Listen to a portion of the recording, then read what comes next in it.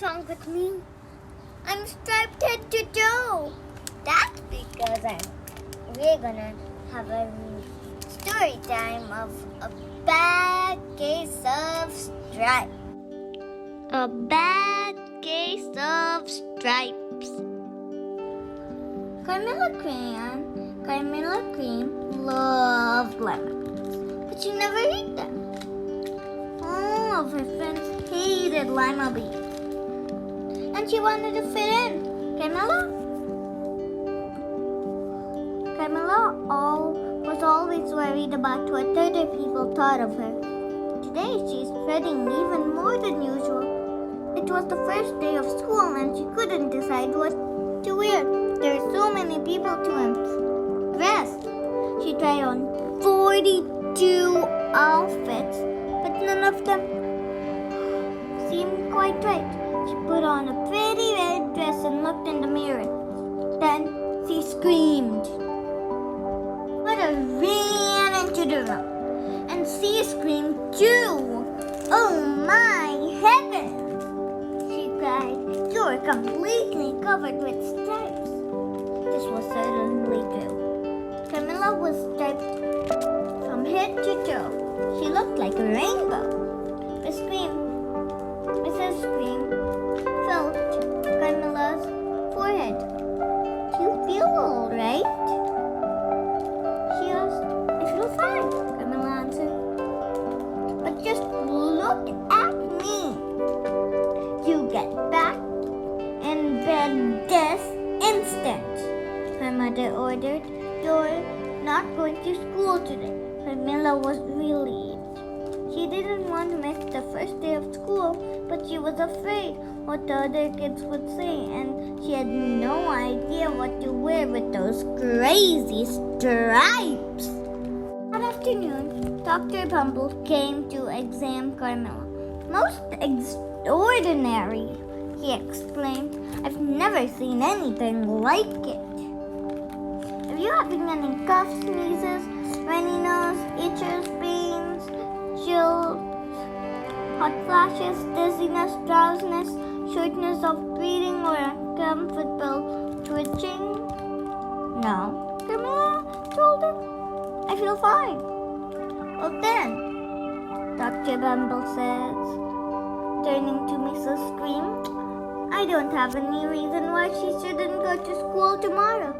Here's some ointment that should help clear up those stripes in a few days.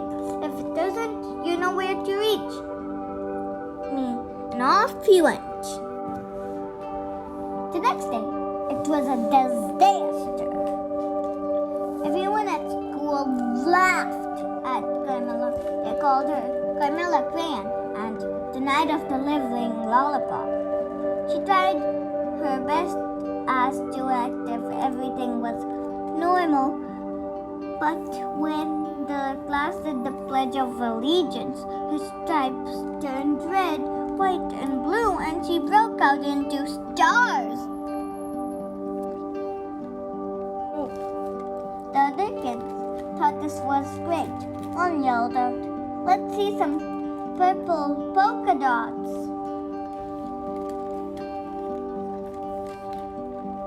Sure enough, Carmilla turned all purple polka dotty.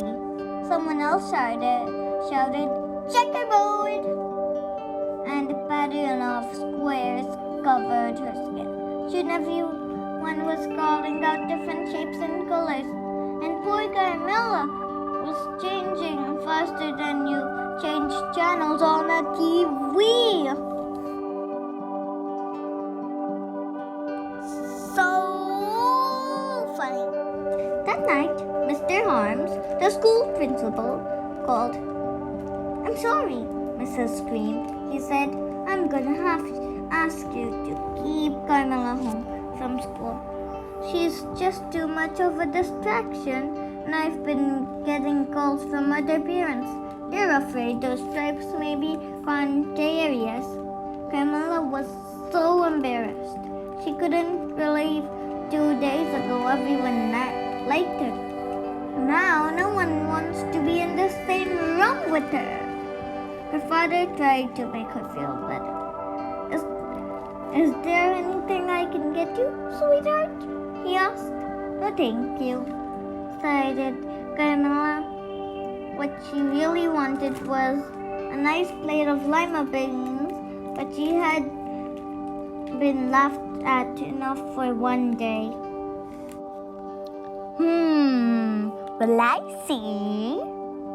Well, yes, I see, Dr. Bumble mumbled. When Miss Scream phoned the next day, Dr. Bumble mumbled. Isn't that funny?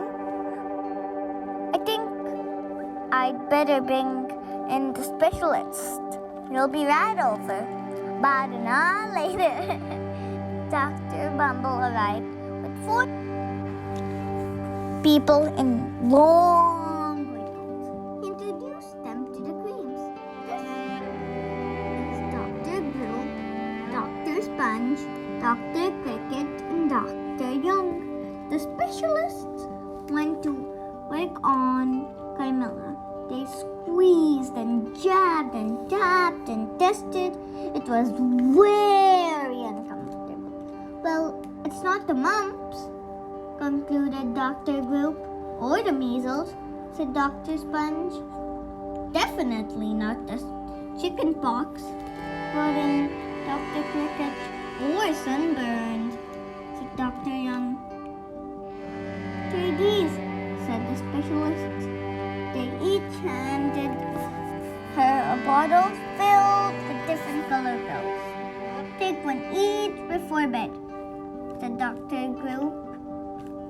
Then they filled out the front door, followed by Dr. Bumble. So funny. Look at the picture. Look at all the things that her classmates said, and look at all those. Study them. Cheetah, no, and purple, and so many other funny stuff like ABCs and numbers. That night, Carmela took her medicine. It was awful.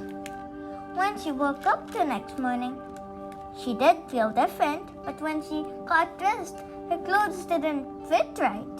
She looked in the mirror, and there, staring back at her, was a giant multicolored pill with her face on it. Guess who that is? Yup, that's Carmela. Really funny. Funny. Dr. Bumble rushed over as soon as Mrs. Cream called, but this time, instead of the specialists, he brought the experts. Dr. Ground and Mr. Mellon were the finest scientific mind on the land. Once again, Carmela was poked, prodded, looked at, and listened to. The experts wrote down lots and lots and lots of notes. Then they huddled together and whispered, shh, shh, shh, shh. Dr. Guard finally spoke. It might be a virus, he announced. With artillery, suddenly fuzzy little virus balls appeared all over Carmela. Or possibly some form of bacteria, said Mr. Mellon. Out popped swiggly little bacteria tails. Yep. Go. Or it could be a fungus, added Dr. Guard instantly. Carmela was covered with different colored fungus blotches. The expert looked at Carmela, then at each other. We need to go over these numbers again. Back at the lab, Dr. Guard explained. We'll call you when we know something. But the experts didn't have a clue, much less a cure. By now, the TV news had found out about Carmela. Reporters from every channel were at outside her house, telling the story of the bizarre case of the incredible changing kid. Soon a huge crowd was camped out in front of the lawn.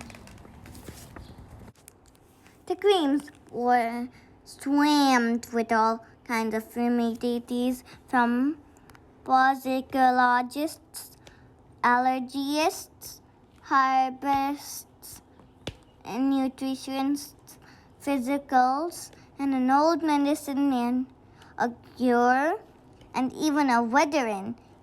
Each so-called cure only added to poor Carmela's strange appearance until it was hard to even recognize her.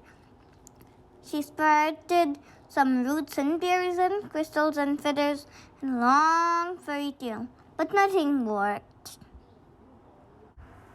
One day, a woman who called herself intervimal therapist claimed she could cure Carmela. Close your eyes, she said. Breathe deeply and become one with your room. I wish you hadn't said that, Carmela groaned. Slowly, she started to melt into the walls of her room. Her bed became her mouth. Her nose was a dresser. 2 paintings were her eyes. The therapist screamed and ran from the house. What are we gonna do? Cried Mrs. Cream. It just keep getting worse and worse. She began to sob. At that moment, Mr. Cream heard a quiet little knock on the front door.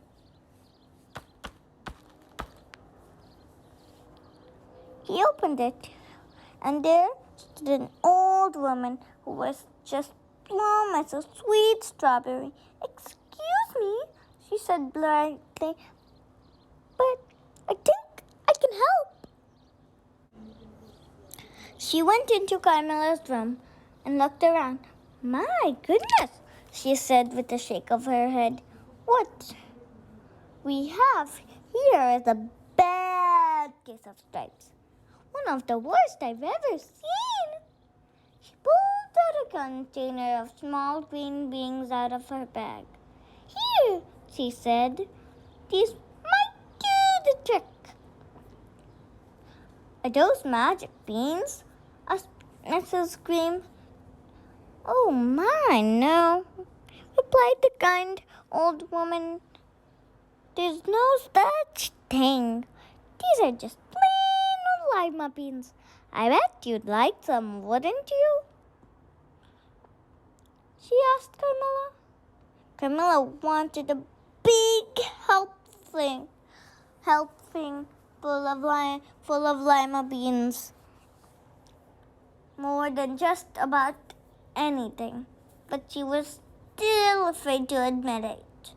Yuck! She said. No one likes lima beans, especially me. Oh dear, the kind old woman said sadly. I guess I was wrong about you. She put the beans back in her bag and started towards the door. Carmela watched as the old woman walked away. Those beans would taste so good, and being left for eating them was nothing compared to what she'd be going through. She finally couldn't stand it. Wait, she cried. The truth is, I really love lima beans. I thought so, the old woman said with a smile. She took a handful of lima beans and popped them into Carmela's mouth. Said Carmela. Suddenly, the branches, feathers, and squiggly tails began to disappear. Then the whole room swirled around. When it stopped, there stood Carmela. and everything was back to normal. I'm cured, she shouted. Yes, said the old woman. I knew there was a real you inside there somewhere. She patted Carmilla on the head. Then she went outside and vanished into the crowd. Afterward, Carmilla wasn't quite the same. Some of the kids at school said she was weird, but she didn't care a bit. She ate all the lima beans she wanted, and she never had a touch of stripes again, except one on her bow. The end. Look! My stripes are gone!